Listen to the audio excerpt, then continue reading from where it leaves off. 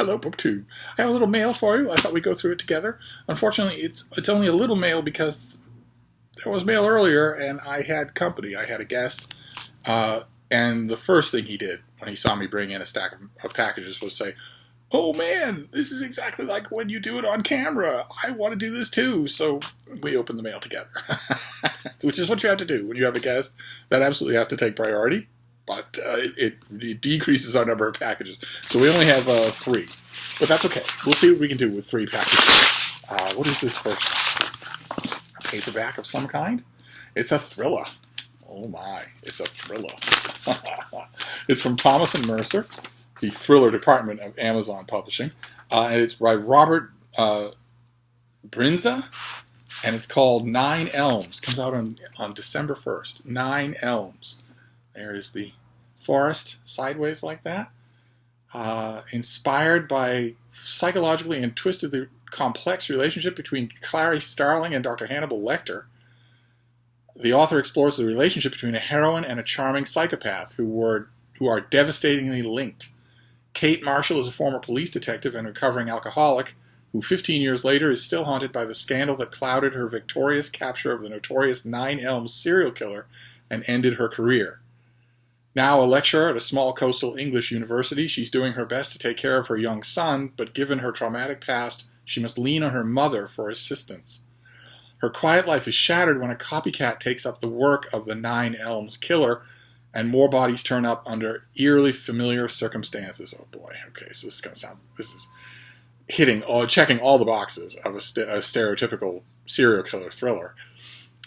Kate enlists her brilliant research assistant Tristan Harper and draws on her prodigious and long-neglected skills to catch this new monster.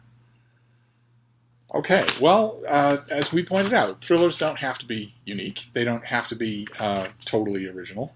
They can be even as derivative as this sounds and still be good. It's all a matter of execution. So we shall see. I will save it for a bit. Let's see what this next one is. What's this next one? Oh, okay. This is also from Amazon. I guess they must use those brown paper envelopes. That must be their thing. This is from Amazon Crossing, which is their imprint for translated literature. This is Dark Mother Earth by Christian Novak, translated by Ellen alias Bursak from Croatian. Dark Mother Earth. Lots of interesting translation work the folks at Amazon are doing. They must have a really good editorial crew. In a small Croatian village in 1991, there were 8 unexplained suicides in just 2 months. A young boy was somehow connected to all of them. As a 6-year-old, Matija struggled to understand the tragic death of his father. His mother and sister were not able to explain death to him, so he escaped into a world of fantasy. 20 years later, he has reinvented his past and created false memories. He says, "I lied more and more about who I was and gradually began believing my own lies." When he loses everything, he embarks on a quest to recreate his childhood. And Dark Mother Earth, which comes out in January, so this is a 2020 book, is an English-language debut of Croatian writer Christian Novak. And Christian Novak is a writer, a linguist, a university professor, and this thing was awarded a prize for Croatian Novel of the Year and was named one of the 10 best Croatian novels in the last 50 years. So, those of you in Croatia, you must know this author. Yes? What am I in for? What can I expect? Well, that's just great that someone with that kind of a reputation now has a presence in English. And a lot of times, as we've seen with Amazon Crossing, a lot of times that is what they're doing. So, good for them. And then this last package, and then we'll be done. For today, we'll be done. So what is this next one? It's great big. And, oh, fantastic. Okay. All right, this comes out in late November. This is edited by Cliff Eisen and Dominic McHugh, and it is the collected letters of Cole Porter. Lovely. Wonderful.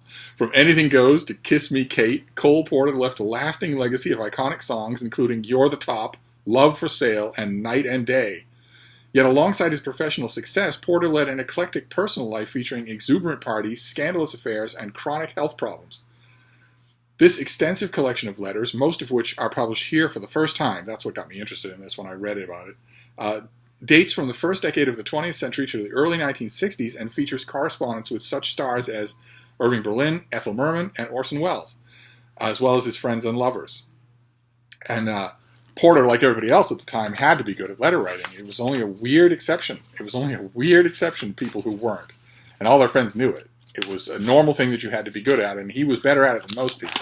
I have read some of his letters in collected letters volumes, just collected American letters volumes, but a whole volume of this alone, probably with the Yale Standard annotations.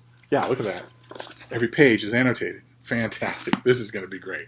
All right, so that is our mail haul. Some very interesting stuff here. We have the Letters of Cole Porter.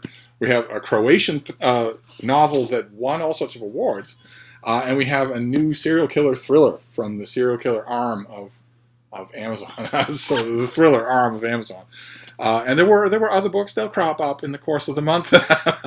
And there might be more mail today. You never know. But I'm going to wrap this up now and check on Mabine, because the weather did indeed change. Fierce thunderstorms came through here and got rid of that special kind of heat. There's a special kind of heat that is just another world. And even if you like the heat, you have to treat it like another world. It makes the air unhealthy. It makes all surfaces. It raises their temperature to burn level. It makes the ground, the pavement, painful for dogs to walk on. That kind of heat, upper 90s heat, stuff like that in Fahrenheit, that's a different kind of thing. That heat went away, but it is still hot. It is still nice and summery warm here, so I'm going to go and check on the bean.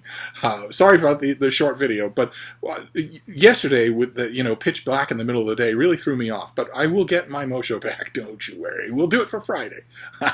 Thank you, BookTube.